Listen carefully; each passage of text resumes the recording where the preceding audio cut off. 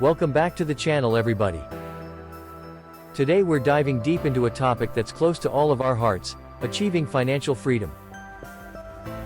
Over the next few minutes, I'm going to walk you through 10 essential steps that can help you reach financial freedom right here in Canada. Whether you're just starting out on your financial journey, or you're already on the right track and just need a little fine-tuning, these steps will provide a clear roadmap to help you secure your financial future. We're going to be talking about practical strategies, smart investments, and building a mindset for success. So, grab a pen and paper, get comfortable, and let's dive right in. Alright, let's kick things off with step number 1, and that's establishing an initial emergency fund of $1,000. Think of this initial fund as your financial safety net. It's there to catch you if you encounter any unexpected expenses, like a sudden car repair, a medical bill, or even a job loss. Having this $1,000 readily available can prevent you from going into debt and derailing your entire financial plan.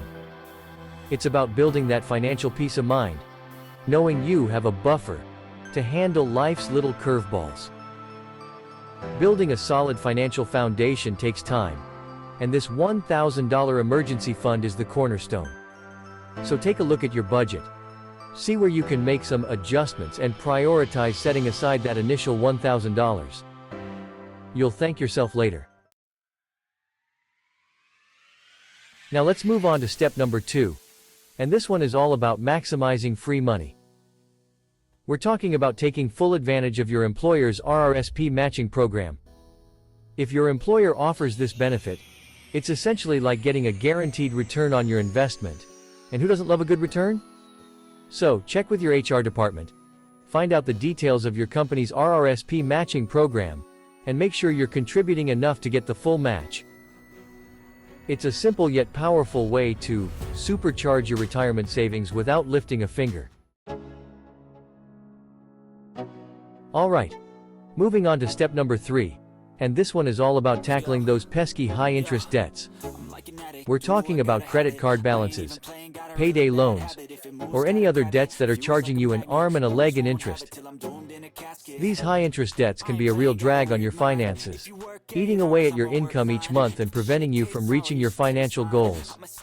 A great strategy here is to focus on paying down the debt with the highest interest rate first, while still making minimum payments on your other debts. Once you've conquered that first debt, move on to the next highest interest rate debt, and so on. It's like knocking down dominoes, one by one, until you're completely debt-free. Congratulations!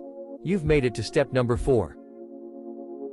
Now that you've got that initial $1,000 emergency fund in place and you're chipping away at those high-interest debts, it's time to level up your emergency fund game.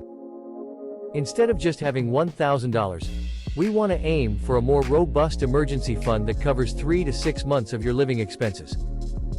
This will provide you with a much larger safety net, in case of a job loss, medical emergency, or any other unforeseen circumstance that could disrupt your income. Having this larger emergency fund in place means that you won't have to panic or make rash financial decisions if life throws you a curveball.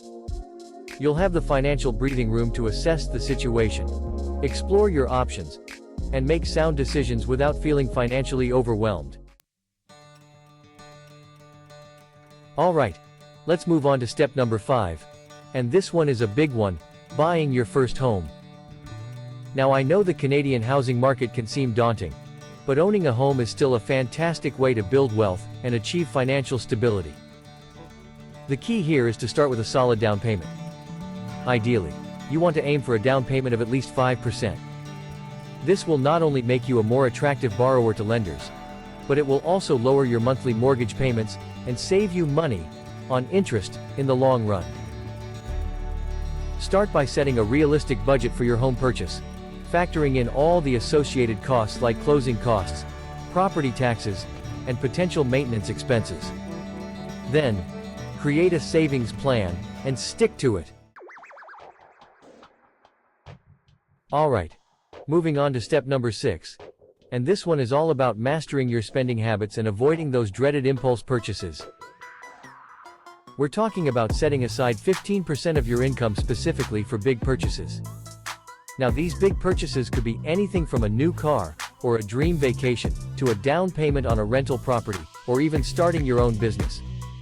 By consistently setting aside 15% of your income into a dedicated savings account, you'll be able to make those big purchases without derailing your financial progress or racking up high-interest credit card debt.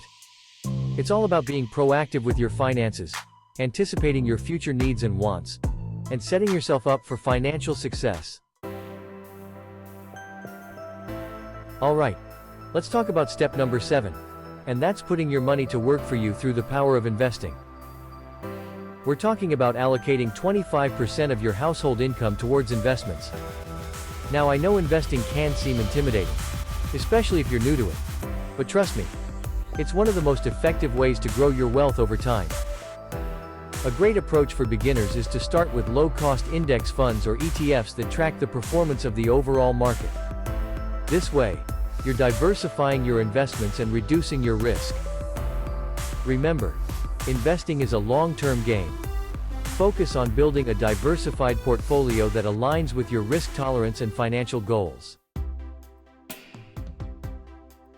Alright, moving on to step number 8. And this one is all about investing in your children's future by saving for their education. A great place to start is by contributing $220 per month per child into a registered education savings plan, or RRSP. The Canadian government will then sweeten the deal by adding $500 per year through the Canada Education Savings Grant, or CESG. By consistently contributing to an RRSP and taking advantage of government grants, you'll be well on your way to providing your children with the financial resources they need to pursue their educational dreams. It's like getting a guaranteed return on your investment. And who doesn't love a good return? Alright, we're getting close to the finish line. Step number 9 is all about maintaining that financial momentum you've built by continuing to save and invest 20% of your income. Now this 20% can be allocated towards a variety of financial goals, such as building a larger down payment for your dream home, investing in rental properties, or maxing out your retirement contributions. The key here is to be consistent with your savings and investment plan, even when life gets busy or unexpected expenses pop up. Remember, the more you can save and invest early on, the more time your money has to grow and compound over time. So, stay focused on your financial goals, automate your savings and investments, and watch your wealth grow year after year. And finally, we've reached the 10th and final step: live, give, and thrive. This step is all about enjoying the fruits of your labor and using your financial resources to live a fulfilling and meaningful life. Now that you've worked hard to build a solid financial foundation, it's time to allocate 5% of your income towards living and giving. Whether it's traveling the world, starting that side hustle you've always dreamed of, or donating to charities that resonate with you, use this 5% to make a positive impact on your life and the lives of others. Remember, financial freedom is not just about accumulating wealth. It's about having the freedom and flexibility to live life on your own terms. And there you have it, the 10 steps to financial freedom in Canada. By following these steps, you'll be well on your way to a secure and prosperous financial future. Remember, financial freedom is a journey, not a destination. So, take action today. Implement these steps into your own financial life, and start building the financial future you've always dreamed of. Don't forget to like, subscribe, and hit the notification bell for more financial tips and advice. Thanks for watching.